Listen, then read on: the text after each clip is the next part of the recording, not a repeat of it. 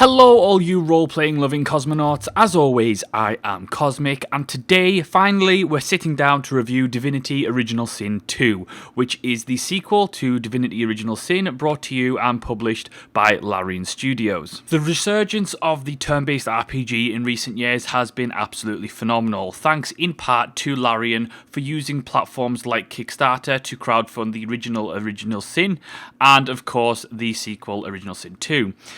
The original was a staple of the time. It was a fantastic high-quality RPG that blew people out of the water, and Larian have consistently produced top-quality high-end products, and Original Sin 2 is no exception to that. It goes above and beyond what the original was basically capable of, and it packs in just so much more depth while retaining the charm of its predecessor. So Divinity Original Sin 2 takes place in the same world as the original. It takes place in Rivellon, but it is set thousands of years after the events of the original game, which means that the enemies of the original game are figments of mythology at this point. Brachus Rex, the Mad Source King, is basically this huge dark mythological feature at this point. Now, the plot of the game itself revolves essentially around the idea that Voidwoken, which are essentially, they have creatures come from the void, are basically destroying the world, and the reason for this nobody knows, but Source and sorcerers are being blamed for this. So sorcerers are now being rounded up and purged by the Divine Order. Now, since the fall of the last Divine, which was Lucian, his son Alexander has risen to claim the title of Head of the Divine Order. The problem is that Alexander is nothing like Lucian, and thus cannot actually ascend to divinity. So the world of Rivellon is actually without a divine at this point. Now, for those of you who don't know, the divine is basically an entity that can funnel the power of the seven gods and use it to protect the world from the void, as well as doing various things as heroes do in such respects. And this is basically where the game starts. You are placed on a prison ship, and the game starts with you heading to Fort Joy, which is the Divine Order's Alcatraz, basically, for sorcerers, where they go and they never come back. So let's first start with character creation. Character creation was something that I was very disappointed with in the original game. I felt that the detail on the character models wasn't good enough. I wanted it to be better, and there is the argument that the character detail doesn't need to be that good because, well, it's a top-down RPG, and I think that is correct to a degree. However, at the same time, character creation can be integral to any RPG, especially if you're like me and you prefer to create custom characters. The reason for this is that a good character creation really helps you invest yourself within the character that you create. So if you're, going down to the features to choose what nose, what eye colour, what hairstyle, all that kind of thing, that really helps you invest in your character and thus get more enjoyment from any given product, because it means that you care about your character versus, a blank slated character X who you don't really care about. And the same goes with many other games who offer character creation. One of the reasons XCOM 2 is so beloved and you really feel the pain of a character dying is because you've invested time in crafting their appearance and crafting their progression. Original Sin 2 is no exception to that. And for me, the character creation is a lot of fun. I was disappointed with the limited options available. I think that the detail in the characters is a lot better than it was previously. Still not to the level where I would like it, but that is a subjective view. However, I was fairly disappointed with the lack of options available at customization to be really able to, I would say, create something that it is at least semi-unique. And I felt that it would have been better to offer a wider range of faces and hairstyles and facial hair, just so that players can really create something of their own choice. Now, what is unique to Original Sin is the origin stories. So the whole game works on a tag system, which is basically focused on the story and the dialogue. Tags basically give you extra options of dialogue, and that means you're able to pursue different dialogue choices, potentially leaving it open for different ways to complete quests, and of course personal quests for origin characters. So origin characters are basically pre-made characters that are fully voiced, and they have their own unique tags, such as one of my favorites is the Red Prince, who was a prince of the House of War, who was found consorting with demons and cast out, and his goal is to become, the leader of the Lizard Empire. And it's one of those things where these origin characters have their own unique backstories, they have their own unique motivations, and in-game themselves they have their own personal quest lines alongside the various main quests and side quests that you're going to come into contact with in the world. This means that playing as one of these characters is unique, and it offers unique opportunities and replayability. The same goes for having them as party members. All of the origin characters are available as party members when you first start the game, and each one has a specific role or preset. So you say, so for example, the Red Prince actually is a fighter. You can have him as a companion as doing a different role, and he will be successful at that role, but that's what they were intended to be. So for me, the origin characters themselves is a really unique feature for Original Sin, and it's something that works really, really well. It offers replayability to the game because you're only allowed 4 party members at one time, which means that at least 2 of the origin characters are going to be left out, especially if you create a custom character. And so you've got that replayability in there. You also have a level of depth within your party itself because you have these unique stories to unfold, which makes the characters 3-dimensional and makes the entire experience of having a party a lot more interesting. Overall, the character creation works really well. The origin character is really interesting and varied, and it's a much marked improvement over the original game. Now onto the combat. The combat remains fairly the same from the original. There's a couple of tweaks here and there, a couple of new features, but overall it's the same turn-based tactics game with an emphasis of ever-changing environments. Poison mixed with fire creates explosions. Laying, oil down on the surfaces makes enemies slowed, or you can set it on fire. And it remains that really fantastic, almost emergent system of combat that is not only extremely difficult, especially on the higher levels, but also very engaging and a lot of fun. Something that's integral to combat and character creation is, of course, the classes. There are a multitude of classes in the game, each doing a specific role very differently, as well as several hybrid classes and the ability to really almost create your own class and mix a couple together.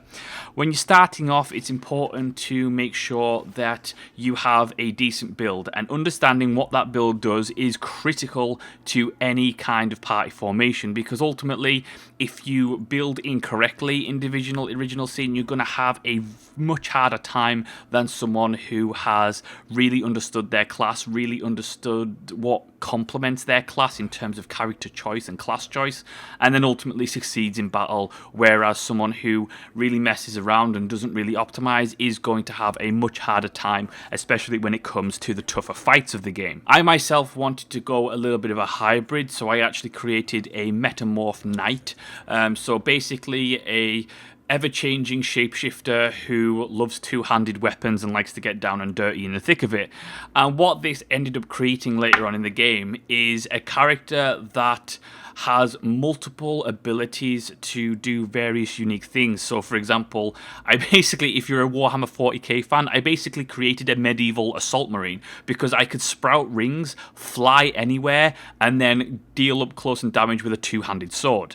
It was a lot of fun, and Metamorph is certainly a hard class to play at the best of times because its abilities vary for what you want to do. But it was something that the broaden and the freedom of choice that you have when it comes to building your character that the game gives you is absolutely fantastic. The progression system is just wonderful. Having multiple things to look at, you've got your attributes, you have your civil abilities, so things like bartering and persuasion, which will help you in dialogue and, vendor sales. And then you have things like actual skill sets. So you have Necromancer, and you have have, two-handed weapons, ranged, huntsman. There's so many things, and each do a specific job, and being able to really mix and match later on in the game really does help not only reinforce your strengths as a character, so building one badass, kick-ass two-hander, but also, being able to almost shore up those weak points. So, if you've got a really good damage-dealing mage who's, absolutely a force to be reckoned with on the battlefield, then maybe you want to spend a couple of levels just boosting up that constitution, making them a little bit more defensible or a little bit more survivable. And it's just stuff like that that really works for me and allows, you as a player to really play the game as you want it. Whether it makes it more difficult or easy, that depends on you. For me, Divinity Original Sin 2 is much more of the same as Original Sin, but just better in almost every way. The world, the characters, the story, the game being fully voiced, it's all just fantastic. However, there are a couple of things that are minor gripes of mine. In particular, something that reviewers seem to either ignore or miss, which is totally understandable given the fact that the game is absolutely phenomenal, but the game at launch was buggy as hell. There are still bugs in this game throughout. It is a bit of a technical mess here and there, particularly with quest markers. That was a really big issue at launch that drove me crazy. There are a couple of options missing for me to really, be able to customize my UI. I would like the ability to remove flags from characters on the map who I have no need for anymore, especially, once I've completed that quest. I don't need a flag over that character messing up my mini map. And there's just a couple of bugs in there throughout the game that were really problematic for my first playthrough, particularly things involving quest markers, the quests not completing properly, not updating, all those types of things were really, really annoying. And while there was no game-breaking bugs per se in there, the game did crash a couple of times here and there. Overall, it was still a game that could be enjoyed, and thankfully a lot of these issues have now been patched out, although a couple of them do remain, and over time no doubt they will be patched. Something that I have to say really blew me away about the game was the scope. I mean, I was talking 15 to 25 hours in the first area of Fort Joy alone before I'd even hit, it's a funny kind of thing because you get stuck on this Alcatraz-like island. You're spending 15 to 20 hours there, and then you escape the island eventually, and then that's when the game opens up.